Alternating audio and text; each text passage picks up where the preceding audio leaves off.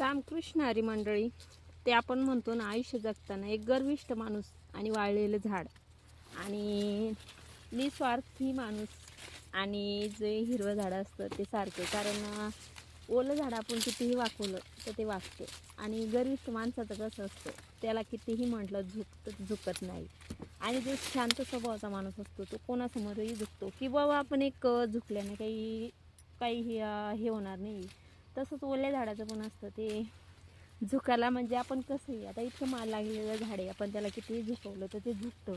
पण जे वाळलेलं झाड असतं, बिन म्हणजे त्याला म्हणतात ना, माल देणारं झाड झुकतं आणि जे वाळलेलं झाड असतं त्याला झुकायलाही नसतं. तसंच गर्विष्ठ माणसाचं पण आहे की ते कामाचं नसतं पण गर्व धरून बसतं.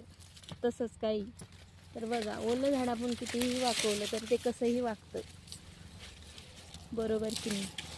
आणि काही ताई दादांचे प्रश्न आहेत की ताई तुम्ही घरीच असता का, हे असता का, तसंच असता का, तुम्ही ऑनलाईनच असता, तुम्हाला कामं काही नाही आहे का. तर आम्हाला कामं भरपूर आहे, पण आपलं ते आवड असते, त्याच्यामुळं आपली आवडसुद्धा जोपासायची आणि आपल्या कामाचा पर्यायसुद्धा निवडायचा.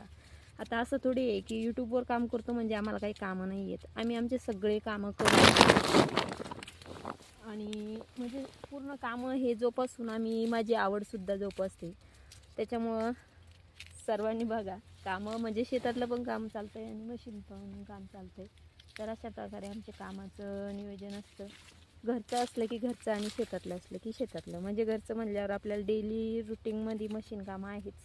आणि आता हे कपाशीचं वेचणं झाले की परत आपलं मशीन काम. कारण आपल्याला शेती थोडी असल्यामुळं त्याला पूरक व्यवसाय म्हणून मी जोडधंदा म्हणून मशीन काम करते. तर आमचं असं चालतं आहे. तुमचं कसं आहे ते पण कमेंट करून कळवा. तर सर्वांना रामकृष्ण हरी.